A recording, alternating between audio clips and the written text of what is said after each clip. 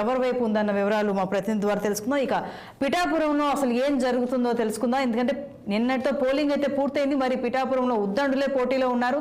మరి వేవ్ ఎవరి వైపు ఉందో మా ప్రతినిధి దురాని అడిగి తెలుసుకుందాం. దురాని, పిఠాపురం అనగానే గుర్తొచ్చే వాళ్ళు ఇద్దరు. అంటే మిగతా పార్టీలు కూడా పోటీలో ఉన్నప్పటికీ కూడా ఓవైపు పవన్ కళ్యాణ్, మరోవైపు వంగ గీత, వీరిద్దరి పేర్లే ఎక్కువగా తెరపైకి వస్తూ ఉంటుంది. మరి పిఠాపురం ఈ బరిలో పవన్ కళ్యాణ్ గెలిచినట్టేనా? నిన్న జరిగిన పోలింగ్ శాతం పెరిగిందని కూడా అంటున్నారు. కాబట్టి ఈ పోటీలో పవన్ కళ్యాణ్ గెలిచినట్టేనా, అంటే పోలింగ్ జరిగిన తీరును బట్టి? Good afternoon Santoshi. వాస్తవంగా ముందుగా చెప్పుకోవాల్సింది, నిన్న పోలింగ్ కి ఓటర్లు పోటెత్తిన తీరు పరికిస్తే మాత్రం ప్రజాస్వామ్యానికి నిజంగా పట్టాభిషేకం జరిగిందని చెప్పాలి. ఎందుకంటే ఎక్కడ చూసినా సరే భారీ పోలింగ్, అసహనం వ్యక్తం చేస్తున్నప్పటికీ బారులు తీరిన ఓటర్లు తమ ఓటాకు వినియోగించుకున్నారు. ఇక తర్వాత విషయం మాట్లాడుకుంటే కనుక పోలింగ్ శాతం ఏకంగా 85% పెరిగింది. అలాగే పోస్టల్ బ్యాలెట్ ఇంకా కలపాల్సి ఉంది, అది కనీసం 2% పైన ఉంది. ఇవన్నీ కలుపుకున్న ఇంచుమించు పిఠాపురంలో 88% పోలింగ్ అవుతుంది. అంటే పిఠాపురం పోలింగ్ శాతం చూసుకుంటే 2,36,000 మంది ఓటర్లు ఉన్నారు ఇక్కడ. అయితే 2 లక్షల పైగానే పోలింగ్ జరిగినట్టుగా స్పష్టంగా తెలుస్తుంది. ఈ ఓటింగ్ ప్రక్రియ చూస్తే కనుక మనం 2 విషయాలు మనకు గమనించుకోవచ్చు. ఒకటి silent voting, 2 sound voting. Silent voting అంటే ప్రభుత్వ వాదన ప్రకారం, అంటే వైఎస్ఆర్ కాంగ్రెస్ ప్రభుత్వం తరఫున వినిపిస్తున్న వాదన ప్రకారం అయితే కనుక సంక్షేమ పథకాలు అందుకున్న మహిళలు, అలాగే పెన్షనర్లు, వీళ్ళందరూ కూడా తమకు సైలెంట్ గా ఓటేశారని వైఎస్ఆర్ కాంగ్రెస్ భావిస్తుంది. సౌండ్ ఓటింగ్ గురించి మాత్రం వైఎస్ఆర్ కాంగ్రెస్, తెలుగుదేశం, జనసేనలు భావిస్తున్నాయి.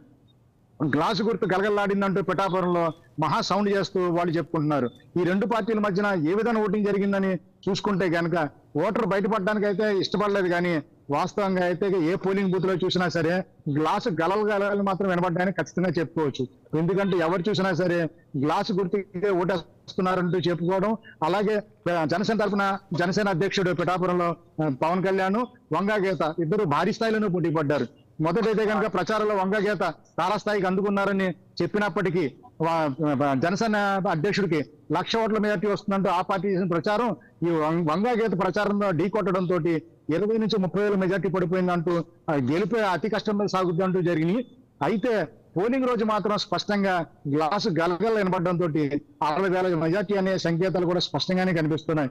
ఎందుకంటే ఏ పోలింగ్ బూత్ లో చూసినా సరే గ్లాసు గుర్తుకే చాలా ధీమా కనిపించింది. ఇక్కడ ఇంకో విషయం, వంగ గీత పోలింగ్ కేంద్రాల తనిఖీకి సందర్శనకు వెళ్ళినప్పుడు ఆమెను రావద్దు అంటూ అడ్డుకోవడం, కొంతమంది అయితే ఆమెను కూడా గాజు గ్లాసు ఓటేయమంటూ ఒత్తిడి తీసుకురావడం ఉంటూ పరికిస్తే కనుక ఒక విధమైన పరిహాసం కనిపించని చెప్పాలి. ఎందుకంటే అభిమానం మరీ కొండలు అభిమానం చాటుకుంటూ మరీ ప్లాన్గా ప్రవర్తించాలన్న విషయం కూడా కనిపించింది.